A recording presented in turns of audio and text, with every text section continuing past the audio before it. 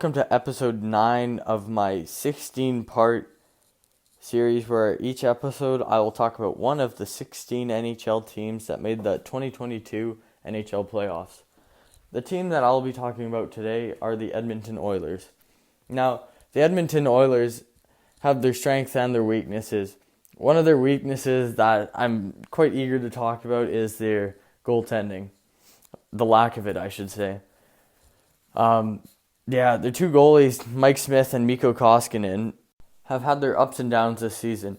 Both goalies battling injuries, where Stuart Skinner, their third-string goalie, had to come in and play for a bit there. But both goalies have had a tough season. You maybe could blame it on injuries, but I don't know. Mike Smith, he played 28 games. He had 16 wins, 9 losses, 2 overtime losses, with a .915 save percentage and a 2.81 goals against. But watching him play, some of the goals he's letting in, they shouldn't be going in, especially when you're playing at the highest level of hockey there is. Mikko Koskinen, though, he did a pretty good job coming in there to cover for Mike Smith. He played 45 games. He had 27 wins, 12 losses, 4 overtime losses. He had a 3.10 goals against average and a .903 save percentage. Again, he was letting in some bad goals, 5 whole goals.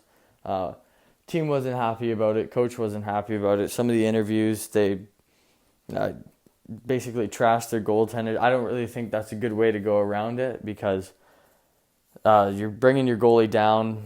He's the guy who's going to keep you in these tough games. He's the guy who's going to bail you out. But one of their strengths is their offensive power. Their offensive power with presumably the best player in the world, Connor McDavid, and another superstar, Leon Draisaitl, both of them putting up 100-plus point seasons.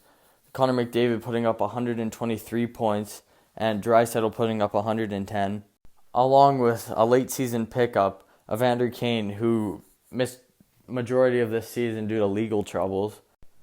They also have some enforcers like Zach Kassian, who, I don't know, he's a scary guy. See him on the ice, I wouldn't want him coming at me at 20 miles an hour, right? And I think a guy like Kassian is a good guy to have when you're going up against the Kings, who have guys like Brendan Lemieux, who is known to be an instigator, I guess you could say.